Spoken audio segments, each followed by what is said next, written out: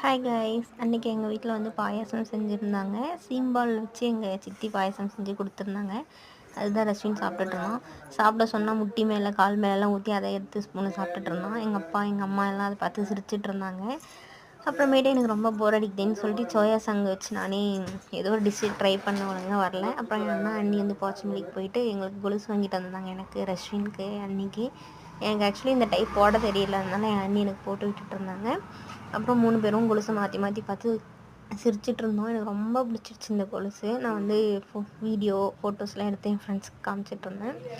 என் அம்மாவும் பார்த்துட்டு நல்லாயிருக்கு அப்படின்னு சொன்னாங்க. என் அண்ணா வாங்கி கொடுத்தது இது எனக்கு அன்னைக்கு எல்லாருக்கும். அப்புறம் எனக்கு ஒரே ஜாலியாகிடுச்சு. அதை பார்த்துட்டு அப்புறம் ஸ்வீட் கார்ன் வாங்கிட்டு வந்திருந்தாங்க பாச்சமல்லியிலேருந்து. அது ரஷ்வின் சாப்பிட்டுட்டு இருந்தோம். அப்புறம் ஃபைனலாக நைட் வந்து பிரியாணி செஞ்சுட்டோம். ஆக்சுவலி நானும் அப்பாவுமே போயிருந்தோம் பாச்சமல்லி. போயிட்டு நாங்கள் சிக்கன் வாங்கிட்டு வந்திருந்தோம். நான் அண்ணிட்ட பிரியாணி கேட்டாங்க, எங்கள் அண்ணி எனக்கு செஞ்சு கொடுத்தாங்க.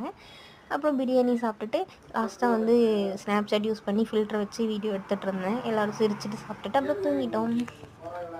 லைக் பண்ணுங்கள், கமெண்ட்